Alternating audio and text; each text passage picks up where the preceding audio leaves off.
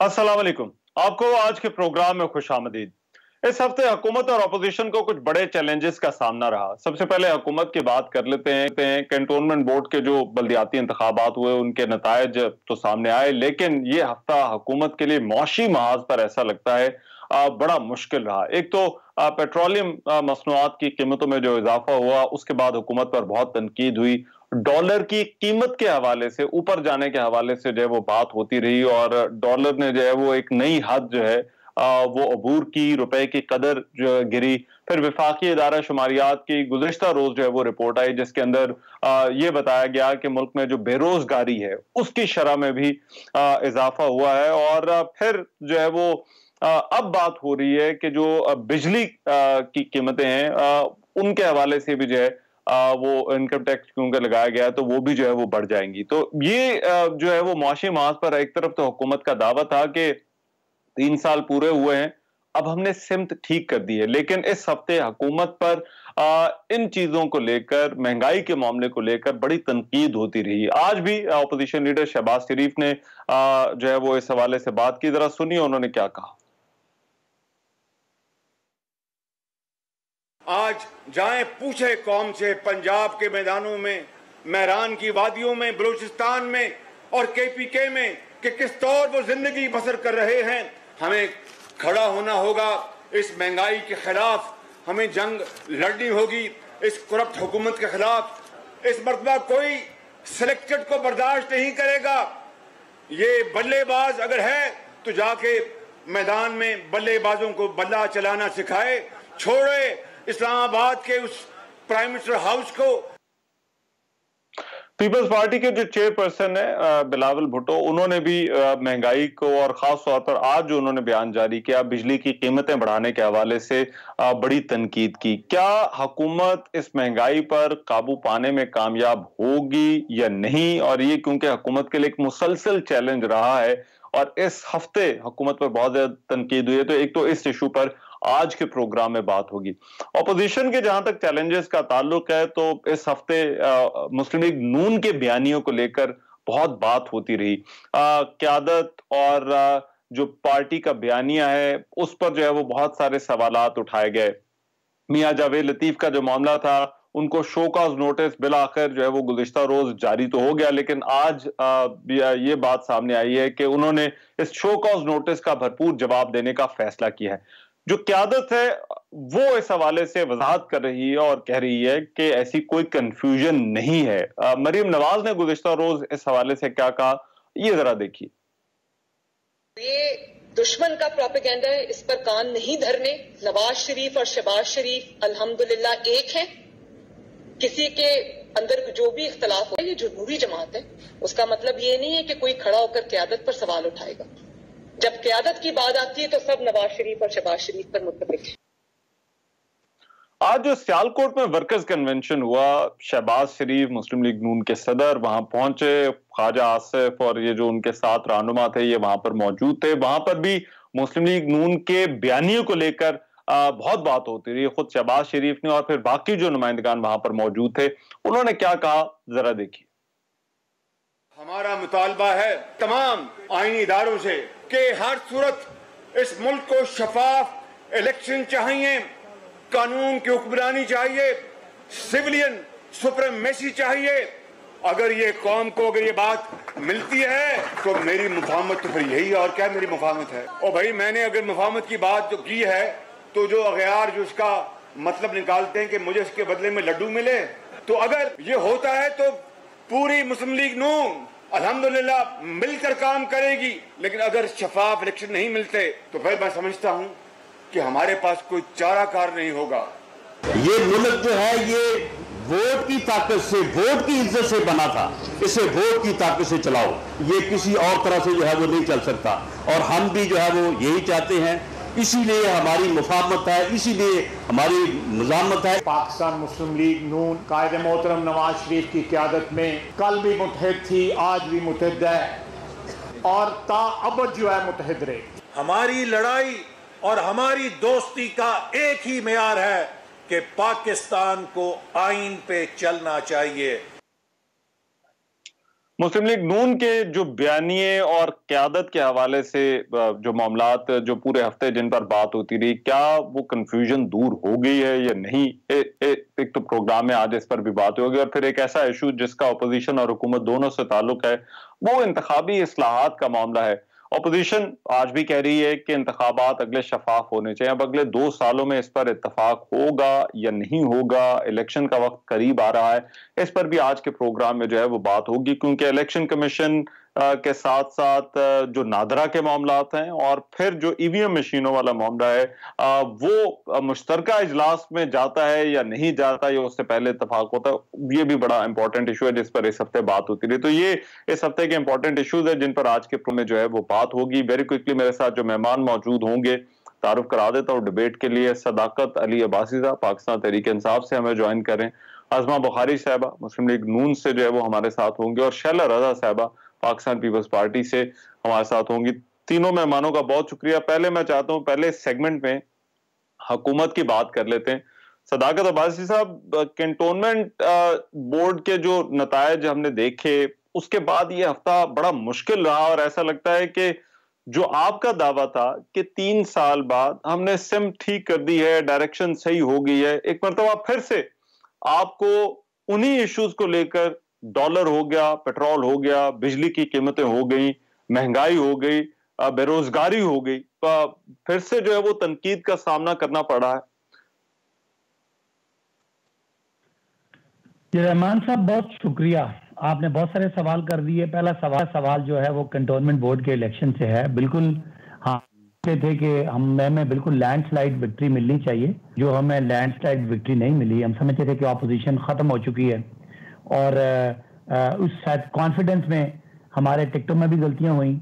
कई जगहों पे हमें पहले से ज्यादा वोट पड़ा, कई जगहों पे कम पड़ा। अल्टीमेटली सबसे ज्यादा उम्मीदवार पाकिस्तान में पीटीआई के थे, सबसे ज्यादा इंडिविजुअल पार्टी पीटीआई जीती है, सबसे ज्यादा जो आजाद जीते हैं वो भी पीटीआई के, और चारों सूबों में अगर कोई पार्टी उभर के सामने है वो भी पीटीआई है। लेकिन इसके बावजूद हम शायद हमारी तवक्कुआत इससे भी बहुत ज्यादा अच्छी थी और हम अच्छा कर सकते थे, बिकॉज अवाम में जो हमारी जड़ें हैं या अवाम में हमारी जो क्रेडिबिलिटी है उस हिसाब से हम समझते थे कि मुस्लिम लीग नून तो बिल्कुल फारिग जमात थी, इसको नई सीटें मिलनी चाहिए थी। लेकिन जिस तरह पिंडी में 2018 के इलेक्शन पिंडी इस्लामाबाद में 25 सीटें थी रहमान, जिसमें से 23 पीटीआई को मिली और नून लीग को 0 मिली थी। उस लिहाज से इनकी सीटें ठीक निकल आई हैं, कुछ जमात इस्लामी की भी निकली हैं। हमारे टिकट में हमारे उम्मीदवार जो आजाद खड़े हुए उन्होंने ये मामला तो कैंटोनमेंट बोर्ड का है। मेरा असल में इशू महंगाई का था कि ये महंगाई वाला मामला जो है वो क्या आउट ऑफ कंट्रोल हो रहा है, या ये आप समझते हैं ये वक्ती है, बस अभी इस वक्त इशू ये चल रहा है? अच्छा रहमान, 2 चीजें, एक तो महंगाई है जो असल महंगाई है जो स्टैटिस्टिक्स ब्यूरो जिसकी फिगर्स दे रहा है, और एक महंगाई के बारे में परसेप्शन है, एक तासुर है। और ये मैं आपकी बात अग्री कर जाता हूं आपकी कि जो तासुर है, जो परसेप्शन है वो है कि महंगाई बढ़ रही है। हालांकि जो स्टैटिस्टिक्स के फिगर्स हैं, मैं हरगिज नहीं कह रहा कि कीमतें कम हो रही हैं, कीमतें तो बढ़ती हैं, लेकिन कीमतें जिस शरह से बढ़ती हैं वो शरह पिछले 2 महीनों से कम हो रही है।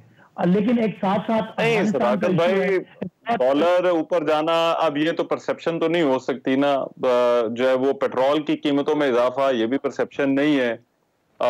फिर जो है वो ये जो बिजली की कीमतें जो टैक्स लग रहा है, हाँ जी चले वो मैं चाहता हूँ जरा एक बात पूरी सुन ले। मेरे सामने इस वक्त ब्यूरो ऑफ स्टैटिस्टिक्स की जो रिपोर्ट आई है 16 तारीख को, वो मेरे सामने मौजूद है। मैं आपको बता रहा हूँ कि पूरी दुनिया में इस वक्त फूड इन्फ्लेशन है, जिससे पूरी दुनिया में कोरोना और हम उससे नहीं बच सके, उसी तरह पूरी दुनिया में इन्फ्लेशन है, फूड इन्फ्लेशन है, खाने पीने चीजों की महंगाई हो रही है, चाहे वो खाने का तेल है, चाहे वो आटा चीनी, पूरी दुनिया में महंगा हो रहा है, क्योंकि पूरी दुनिया में कोरोना की वजह से सप्लाई चेन इफेक्ट हुई है।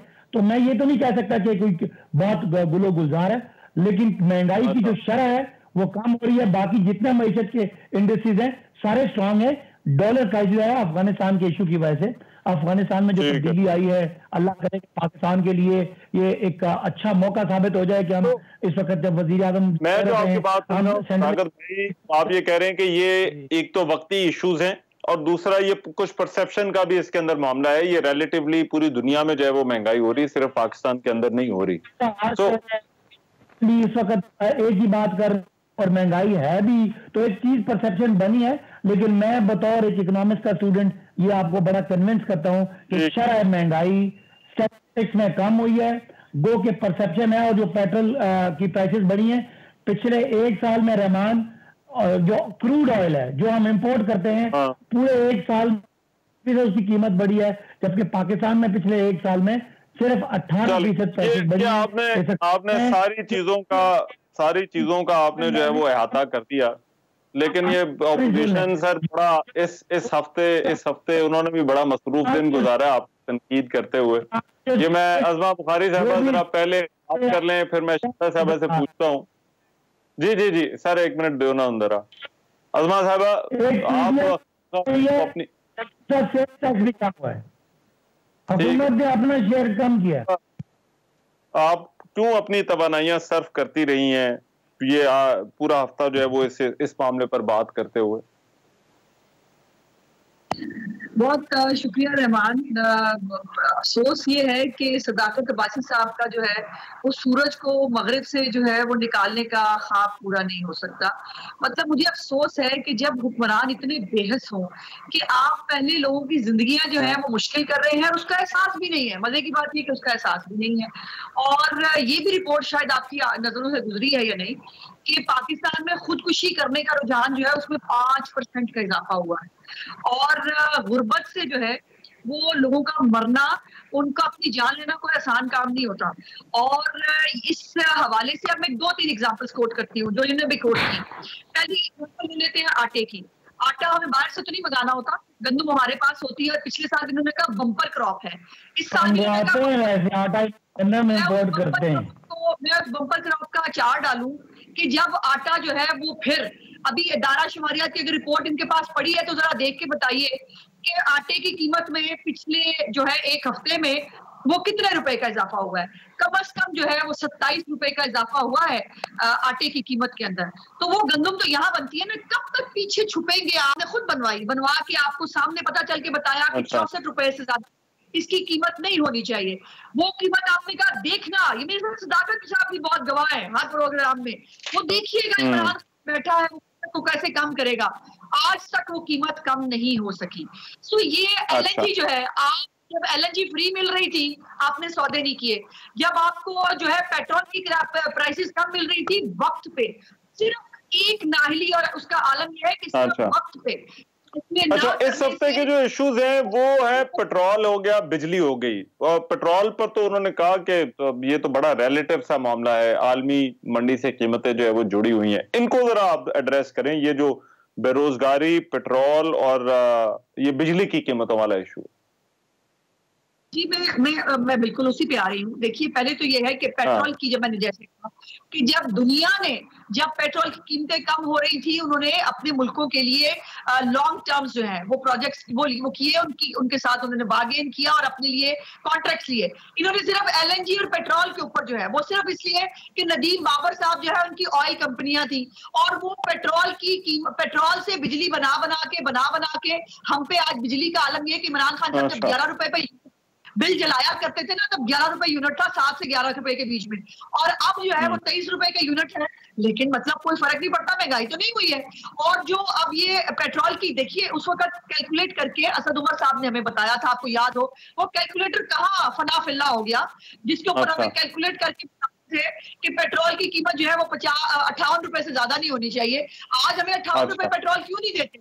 हमारे दौर में भी कुएं नहीं थे पाकिस्तान के अंदर, में भी बाहर से पेट्रोल आया करता था। और डॉलर का उन्होंने कहा, देखिए डॉलर का उन्होंने कहा ये अफगानिस्तान वाली सिचुएशन की वजह से, तो ये नहीं डॉलर की कीमत की मामला है। नहीं रहमान, अफगानिस्तान का इशू तो 1 महीना पहले का है ना। डॉलर की कीमत में 2-3 साल में 70 रुपए जो है वो इजाफा हुआ है, 70 रुपए।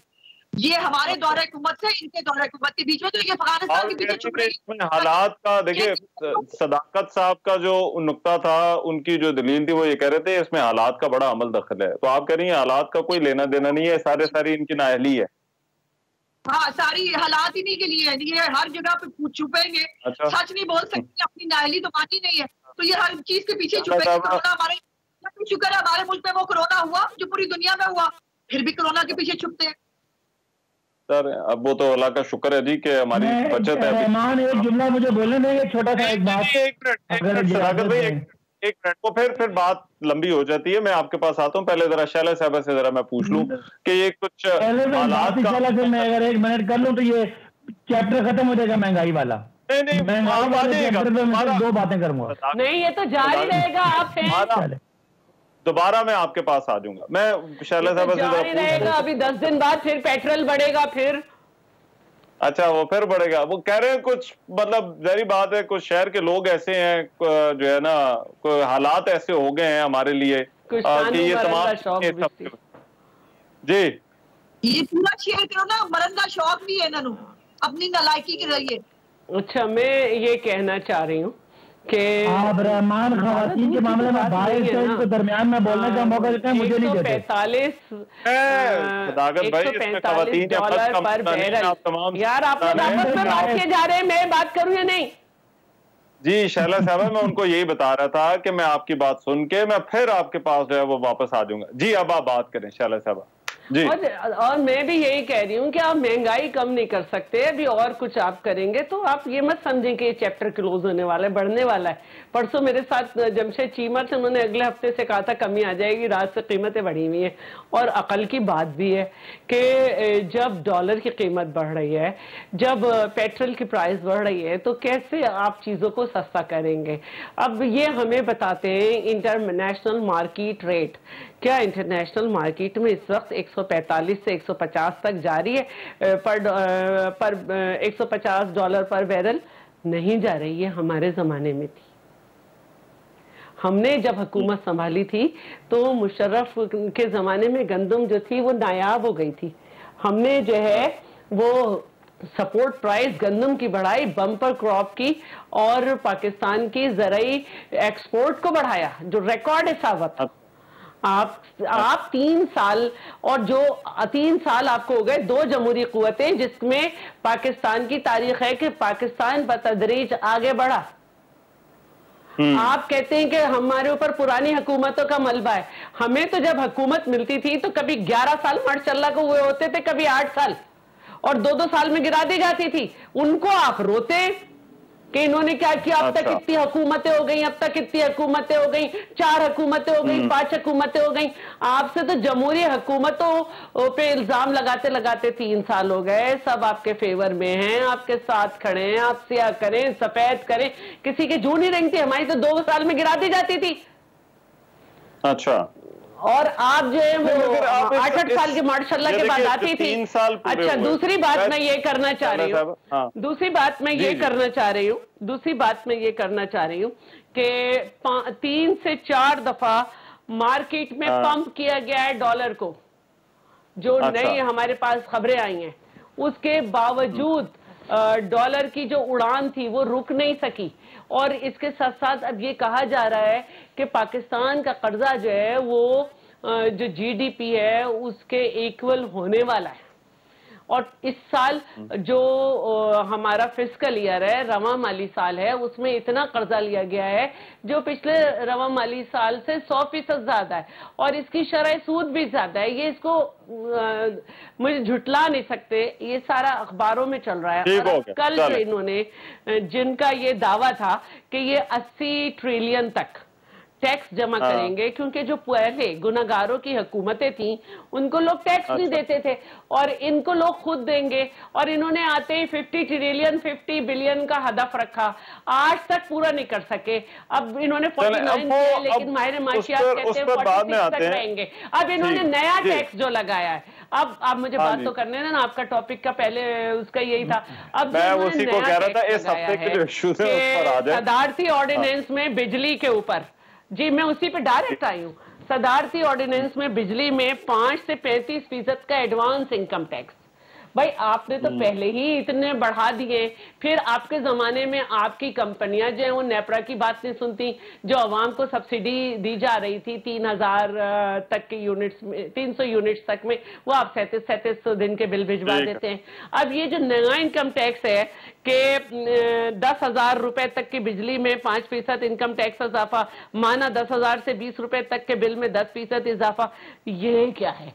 बिजली आती नहीं और आप ये इजाफे कर रहे हैं। मुझे सिर्फ ये बता दें, मैंने क्योंकि उनको कहा हुआ है कि I will give him 1 minute. अभी नहीं की, अभी मैंने आपको खबर सुनाई है, अभी मैंने तनकीद नहीं की, अभी मैंने खबर सुनाई है कि ये ऑर्डिनेंस आया है। अभी मैं उधेड़ना चाहती हूँ। आगे आगे आगे आगे कर लीजिएगा। सदाकत साहब, मुझे ब्रेक पर जाना है। एक आप जो जवाब देना चाह रहे थे दें, फिर मैं ब्रेक पर जाऊंगा। साहब ने मजाक उड़ाया, अब ये पढ़ी लिखी बात है, मैं क्या बात करूं। इसमें कोई शक नहीं कि पिछले हफ्ते में घी, चिकन, चिली पाउडर और आटे की कीमत बढ़ी है, लेकिन टमाटर 19% सस्ता हुआ, प्याज 7% सस्ता हुआ, आलू 4% सस्ता हुआ, दाल, मांस, अदरक, चावल सब सस्ते हुए हैं। ये जो मैं बात कर रहा हूं, मैं इन बातों पे साबित करने के लिए तैयार हूं। ये रिपोर्ट पढ़ लें। मैं यही बात कर रहा था कि 51 चीजें होती हैं जिनकी कीमतें देखी जाती हैं, उनमें से 19 चीजों की कीमतें सेम रही हैं, 10 की कम हुई हैं और 22 की कीमतें बढ़ी हैं थोड़ी थोड़ी। तो ये परसेप्शन है। दूसरा अफगानिस्तान, वही सारी जो हमें खानी है। अब बात करते थे ना, आप बात कर, अफगानिस्तान का इशू थोड़ा समझने की बात है। उनके डॉलर बंद हो गए इस वक्त। पाकिस्तान के पास रहमान, पाकिस्तान की तारीख का सबसे बड़ा फॉरेन करेंसी रिजर्व 29 अरब डॉलर पड़ा है। लेकिन ये जो इस वक्त हमारे बॉर्डर पे सूरत हाल है, अल्लाह करेगा इंशाल्लाह पाकिस्तान के लिए इसमें बहुत अच्छा मुस्तकबिल है। तो ये इनको खुशगुमानी रखनी चाहिए, हर वक्त सरी जोरी बातें नहीं करनी चाहिए। करंट अकाउंट डेफिसिट पे बात करें की क्यादत और बयानिए में जो कंफ्यूजन होने पर सवालात उठाए जा रहे थे, उस पर क्योंकि बहुत ज्यादा पहले तो बात होती रही, लेकिन इस हफ्ते ये फिर से एक मरतबा जो है वो मौजूद बहस रहा ये मामला। और जावेद लतीफ को शो कॉज नोटिस जो है वो भी जारी हो गया और फिर उसके बाद अब उन्होंने जवाब देने का फैसला किया। अगरचे क़यादत जो है वो कह रही है कि ऐसा कोई मामला नहीं है, ऐसी कोई कंफ्यूजन नहीं है। अज़मा बुखारी साहबा, ये इस हफ्ते तो आप लोगों के लिए जो है वो एक बड़ा चैलेंज था। आज भी जो सियालकोट में वर्कर्स कन्वेंशन हुआ, उसमें ऐसा लगा कि नून लीग इसी बात पर जोर देती रही और मीडिया को, अपने वर्कर्स को ये बताने के लिए कि भाई ऐसा कोई मामला नहीं है। क्यों आपको लगता है कि ये सवालात क्यों उठते हैं और फिर ये क्या कंफ्यूजन जो है वो दूर हो गई है? देखिए रहमान, पार्टी में और बड़ी पार्टियों के अंदर मुख्तलिफ सोच रखने के लिए मुख्तलिफ जो है वो तबीयतों के, मुख्तलिफ मिजाजों के लोग होते हैं और ये कोई मतलब बड़ी बात नहीं है। अब तहरीक इंसाफ में भी असद उमर साहब और पता नहीं कौन सा ग्रुप और फलाने के फलाने से नहीं बनती, फलाने के फलाने से नहीं बनती, तो ये कोई इतनी बड़ी बात नहीं है। और जो एक एतराज पार्टी को हुआ जावेद लतीफ साहब के एक इंटरव्यू पे, जाहिर उनसे जवाब मांगा गया है और ये ज़ाहिर है हमारी पार्टी का इंटरनल मामला है और जो वो जवाब जमा कराएंगे पार्टी लीडरशिप जो है वो देखेगी कि इसके ऊपर जो है वो क्या करना है। इसमें परसेप्शन और रियलिटी वाला मामला तो नहीं, क्योंकि फिर मैं आपको भी यही कहूंगा कि जावेद लतीफ को जो शो कॉज नोटिस जारी हुआ है वो तो रियलिटी है। तो पहले जो वो ये कह दिया जाता था कि ये परसेप्शन है, ये एक परसेप्शन के तौर पर जो है वो ये मामला होता है। नहीं, देखिए रियलिटी की बात नहीं है। फिर इसका मतलब ये है कि इशू सिर्फ यही था ना कि जो है वो जावेद लतीफ साहब को जो है वो कुछ लोगों पर एतराज है। फिर वो जो दूसरा बयानिया नैरेटिव जो किया जाता है, फलाना फलाने से नून शीन से निकल गई, फलानी पता नहीं कहाँ से निकल गई, और वो जो है वो ये करते कराते जो है न्यूजीलैंड की टीम हमारे मुल्क से निकल गई और तहरीक इंसाफ जो है वो कंटोनमेंट से निकल गई। तो मतलब ये वो गरीब बात है कि देखिए हमारी पार्टी ने पिछली दफा भी, मैंने कई दफा अर्ज किया है, हमने पिछली दफा भी वोट को इज्जत दो और खिदमत को वोट दो, क्योंकि हमें फख्र है इस बात पे कि हमने खिदमत में की और हमने एक नैरेटिव और एक आइडियोलॉजी भी दी है वोट को इज्जत दो के हवाले से। तो हम दोनों इसी के ऊपर जो है वो इलेक्शन अगला भी लड़ेंगे इंशाल्लाह ताला। तो इसके ऊपर कोई भी दो नैरेटिव्स वाली या उसकी कतन कोई बात नहीं है। वोट भी दिलानी है और खिदमत जो हमने की थी उसके ऊपर लोग हमें आज भी याद कर रहे हैं। ठीक है शाला साहबा, आप इसको कैसे देखते हैं? क्योंकि आप लोगों की तरफ से भी जो है वो ये बातें की जाती रही, जब पीडीएम में इकट्ठी थी जमातें, उसके बाद सवालात उठाए जाते रहे कि नून लीग जो है वो फैसला करे। ये जो इस हफ्ते हुआ है और नून लीग जिस तरह से यकीन दिला रही है कि अब ऐसा कोई मामला नहीं है, कोई कंफ्यूजन नहीं है, आप इसको किस तरह से देखती हैं? देखिए, जब तक पीडीएम में थे हमारा राइट था कि हम उनके बयानिए को डिस्कस करें कि कौन सा है कौन सा नहीं।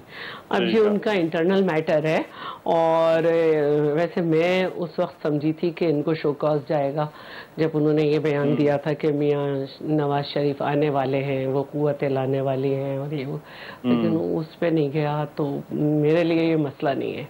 दूसरे, अब आप जब मुझ तक आ ही गए हैं तो मैं थोड़ा सा आज का अखबार दिखा रही हूँ कि 51 अशिया को देखते हैं, लेकिन अगर उसमें से 21 या 24 अशिया वो बढ़ जाएं जिनके बगैर मेरा खाना नहीं बन सकता, तो फिर जो बाकी अशिया हल्की हुई है उससे मेरा क्या ताल्लुक।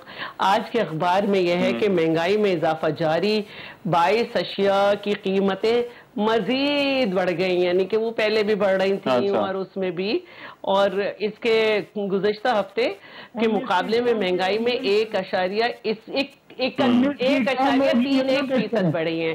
ठीक है, अच्छा मेरी बात सुन लो सदाकत, खामखा गले को नहीं फुलाओ। देखिए बात यह है, आटा, चावल, दालें, ऑयल, मिर्ची, इसमें ये भी कीमत बढ़ जाती है, तो मुझे कम से कम दाल घोल के तो खाने की इजाजत है ना। अब दालों में इजाफा हुआ है जो कि इनके हुकूमत में पहले ही 100% इजाफा हुआ है, लेकिन जो मुझे आज आपका जो टॉपिक नहीं बना, मुझे उस पे हैरानी है कि आज आपके टॉपिक में ये बात जरूर होनी चाहिए थी कि ऑर्डिनेंस के तहत एफबीआर नॉन फाइलर्स के मोबाइल फोन बंद, और पार्लियामेंटेरियन और इन सब के जो वो टैक्सेस वाले जो मैटर्स हैं वो उसको जरूर बात करनी चाहिए कि अब ये नया एक खाता खोला जा रहा है कि एफबीआर जो है वो हमारे फोन भी बंद कर देगी अगर हमें देर हुई जमा करने में किसी वक्त टैक्सेस, और नादरा पुराने खाते खोलेगी। एक मिनट सदाकत, देखे बात यह है कि मैं अखबार है ना थोड़ा सा हाथ में लेके, अखबार का नाम भी छुपा रही हूँ, हाथ में लेके बात कर रही हूँ, मतलब इस वक्त मैं अपनी तरफ से बात नहीं कर रही हूँ, तो ठीक है मैं इसको पढ़ रही हूँ आपके सामने भी। हमने तो महंगाई और ये बंद कर देगी, बिजली और गैस के कनेक्शन काट देगी, बिजली और गैस के कनेक्शन काट देगी, और क्या कहते हैं पार्लियामेंटेरियंस को जो है वो अब खुद नहीं करना होगा, वो उधर ही से हो जाएगा मामला। तो भाई नादरा और उनको आप ये एक्सेस दे रहे, तो मुझे क्या पता 20 साल में आप किसका क्या खाता निकाल के ला रहे हो। ये एक और नैप की तरीके की चीजें बननी जा रही हैं, इस पे हमें कंसर्न्स आ रहे हैं तमाम ऑपोजिशन। ठीक है जी सदाकत भाई, एक तो वो जो मुस्लिम लीग नून वाला मामला है आप लोग उस पर बड़े सवाल उठाते रहे, एक तो वो जरा बात कर दीजिए, दूसरा अब ये क्योंकि डिबेट में जो है वो एफआईआर वाला मामला भी आ गया है, तो ये जो इनके कंसर्न्स हैं क्या आप इनको किस तरह से देखते हैं? अच्छा रहमान, ये एफबीआर के हवाले से इतनी सारी खबर है कि वो तमाम लोग जो फाइलर नहीं है और फाइलर की कैटेगरी में आते हैं उनको अपने आप को फाइलर करना पड़ेगा। ये डॉक्यूमेंटेशन ऑफ द इकोनॉमी है, और पार्लियामेंटेरियन का क्यों जिक्र है इसमें? सुन लेना, पार्लियामेंटेरियंस तो सारे वो डॉक्यूमेंटेड ही होते हैं। पार्लियामेंटेरियंस का जिक्र है भाई, बात तो कर जरा सुन ले शाला साहब, जरा वो आपने वो पहले बात कर ली, कोई मिस स्टेटमेंट होगी तो आप बाद में बता दीजिएगा जी। मुस्लिम लीग नून है, इन्होंने कुछ थोड़ा बहुत अपना फाइलर बढ़ाए, लेकिन आज हम ये सिर्फ ये जो बात है ये उन लोगों पे है जिनकी आमदनी टैक्सेबल है और वो अपने आप को जो टैक्स है उसमें रजिस्टर नहीं करते। उनके बिजली और गैस के टैरिफ बिल तब कटेंगे जब वो अपने आप अपनी रिटर्न जमा नहीं कराएंगे। पार्लियामेंटेरियन का ये था कि उनकी एडपोर्ट कट जाती है, अब उनको जाके जमा कराने की जरूरत नहीं है, वो पार्लियामेंट उनके ब्याह पे जमा करा देगा। मकसद क्या, सामने हर आमदनी कमाने वाला आदमी टैक्स लिस्ट में आ जाए, वो जितने जाली अकाउंट से वो फालूदे वाले वो जो लोग हैं उनको आप मसला होगा, आम बंदे को कोई मसला नहीं जो टैक्स दे रहा है। उनको आप भी पकड़ सकते हैं स्टेट बैंक की मदद से। उनका बयानिया जो है वो तो क्या यार, आपको वो खुद ही कह रहे हैं कि वोट को इज्जत दो, ये है बयानिया मरियम का, और क्या कुछ और कहा था, तरक्की को इज्जत दो, ये है शहबाज शरीफ का। अब दरमियान में कोई इधर है कोई उधर है, मसला पता क्या है, हमारा कोई मसला नहीं है, ये उसको शो कॉज नोटिस दें, छोटे भाई बड़े भाई को नोटिस दें, अब्बू बेटी को दें, भतीजे को दें, ताया जी भतीजे को दें, भतीजे को दें, ये तो घर की बात है, इनके घर की किचन का मसला। लेकिन मसला ये है आज हमने, क्योंकि आपकी पार्टी में तो नोटिस ही नहीं है देना किसी को। शहबाज शरीफ साहब कुछ थोड़ी सी सेंसेबल बात कर रहे हैं कि आए अगला इलेक्शन जो है उसको दादी से पास करें, ये सेंसेबल बात है। और हुकूमत समझती है कि शहबाज ठीक खेल रहे हैं सियासत में, जबकि ये जो है ना खेडन देंगे। शहबाज साहब बात करते हैं, ये उनको डिनाई करती हैं। शहबाज साहब अगर कोई चैनल की बात करते हैं तो ये उनके खिलाफ साजिश करते हैं। अब हम चाहते हैं हमें मैच्योर अपोजिशन मिले ताकि उनके साथ बैठ के इलेक्टोरल रिफॉर्म करें। जो बैरून मुल्क पाकिस्तानी है उनको वोट का हक की बात करें। मशीन जो है उसके शहबाज शरीफ जो है वो बेचैन सियासतदान है जी, ये कहते हैं हमने बात ही नहीं करनी, हमसे बात नहीं करनी। अच्छा, आपने किन से बात करनी है? आपने जिनसे बात करनी है उनसे बात कर लें। वो जो बच्चों का खेल खेलने के बाद आप आए ताकि हम बैठ के, आपने अगला इलेक्शन हारना है, हम चाहेंगे कि हम आपको। शरीफ ने तो आज ये कहा है कि देखिए, शहबाज शरीफ ने ये कहा है कि वो सिविलियन सुपरमेसी चाहते हैं, अगले इंतखाबात शफाफ हों, यही उनका बयानिया है। तो बिल्कुल ठीक कहते हैं। वो कहते हैं कि नवाज शरीफ साहब ज़ियाउल हक की पैदावार थे, हम उसके मुतबादिल एक सिविलियन जो है ना लीडर इमरान खान के साथ बैठ के अगला इलेक्शन, चाहे शहबाज शरीफ जीते हैं, चाहे पीपल्स पार्टी जीते, नून जीते, वो बात है ना। वो अपनी पार्टी को कह रहे हैं कि वो क्या गलत बात कर रहे हैं। सिविलियन सुपरमेसी है ना। ये सदाकत अली अब्बास साहब ने बड़ी दिलचस्प बात की। अज़मा साहब जरा इसको आप रिस्पॉन्ड, आप इस पर, मुझे पता ये जो वो बात कर रहे थे कि वक्त है कि अब इस्लाहात का, और शहबाज शरीफ भी उनको लगता है कि वो इंतखाबी इस्लाहात की जो है वो बात कर रहे हैं, वो चाहते हैं कि अगला इंतखाब जो है वो ठीक हो, किसी को कोई एतराज ना हो उस इंतखाब पे। क्या मुस्लिम लीग नून के अंदर इंतखाबी इस्लाहात के हवाले से कोई कंफ्यूजन है? चलें छोड़े बाकी जो बातें होती हैं, लेकिन इंतखाबी इस्लाहात के हवाले से कतन नहीं, कोई उसके ऊपर किसी तरह की कोई कंफ्यूजन नहीं है। हम बड़े क्लियर हैं कि इंतखाबी इस्लाहात से ज्यादा इस मुल्क में सिस्टम को बेहतर करने की जरूरत है। वो सिस्टम जिसके जरिए किंग पार्टीज ना बनाई जाए, वो सिस्टम जिसके जरिए आरटीएस जो है वो बंद ना किए जाए, वो सिस्टम जिसके जरिए जो है वो दूसरी पार्टियों के टिकट जो है वो वापस करा के अपनी मर्जी के लोगों के ये टिकट्स ना दिलाई जाए। हम उस निजाम को चेंज करने की बात कर रहे हैं। इन वोट चोरों के साथ कोई बैठने के लिए तैयार नहीं है, ये इनकी गलतफहमी है। मैं एक मिनट, अज़मा साहब जरा थोड़ा इंतखाबी इस्लाहात वाला इशू जरा डिस्कस कर लें अगर आपकी इजाजत हो। मैं चाहता हूँ जरा शैला साहब से पूछ लूं, ये इंतखाबी इस्लाहात पे बैठना नहीं चाहिए, जरूरी नहीं है अभी आने वाले इंतखाबात अगर कराने हैं तो कम अज कम इन पर जो है वो एतराजात का कोई हल तो निकाला जा सके। बिल्कुल रहमान, जब पीटीआई ने लश्कर कशी की थी तो उनसे ये, और जब वो अली पे लानत भेजा करते थे तो उस वक्त शाह महमूद ने फिर संभाला था कि मेरे लिए फलां है, असेंबली फलां है। इमरान साहब ने तो लानत भेज दी थी, तो उनको धरना ख़त्म कराने के लिए यही कहा जा रहा था कि भाई अगर आपने रिफॉर्म्स लानी है, इस्लाहात लानी है, तो किसका डोमेन है इस्लाहात लाना? असेंबली का काम है, असेंबली मेंबर्स का काम है कि आप बैठें। और फिर इस्लाहात भी की गई। इस्लाहात इसीलिए होती हैं कि जब उन पर अमल हो तो हमें और भी पता चले जाए कि है ना कहाँ पे लकूनाज है, इम्प्लीमेंटेशन में क्या हो रहा है। तो ये दरवाज़ा तो हमेशा खुला रहना है और खुला रहना चाहिए। लेकिन कल जब हम बात कर रहे थे एक प्रोग्राम में, फिरदौस शमीम नकवी सिंध के ऑपोजिशन लीडर भी रह चुके कि न्यूजीलैंड की टीम चली गई, और है ना शुएब साहब जो थे, जो तर्जुमान है दिफाई, उन्होंने कहा असेंबली में से डिस्कस होना चाहिए, ये होना चाहिए। तो उनसे कहा गया कि भाई आप डिस्कस करें, तो कहने लगे कि भाई ये लोग तो करप्ट लोग हैं, हम इनके साथ कैसे बैठे। तो उन्होंने कहा कि भाई इनको भी अवाम ने वोट दे के भेजा है, वोट दे के भेजा है। तो जहां सूरत हाल ये हो कि हम तो अपनी जो भी हम पे आप लगाते हैं, मैं तक एक FIA वो एक नैप का चक्कर लगा के आ गई है, एक FIA का, हम तो भागने वाले नहीं है। आप हम पे साबित होने से पहले हमें मुजरिम बना दें और कहें हम नहीं करेंगे, तो इसका मतलब है कि आपको बहुत ही अपने ऊपर एतमाद है।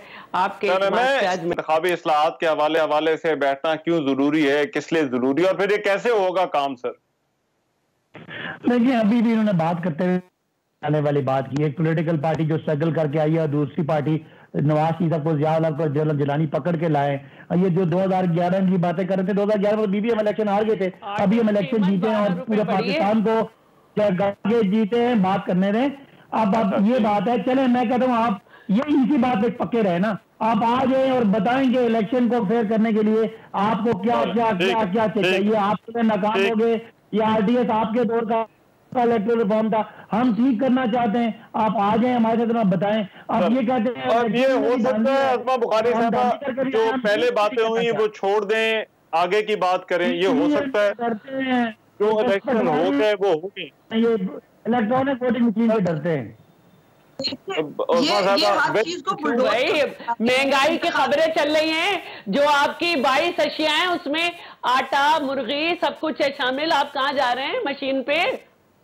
मेरा दोनों से सवाल मुख्तसर जवाब दे दीजिए अस्मा साहबा। ये हो सकता है पिछली जो बातें हो गई उनको छोड़ दें, आगे बढ़ें, अगले इलेक्शन की बात करें, या ये मुमकिन नहीं है?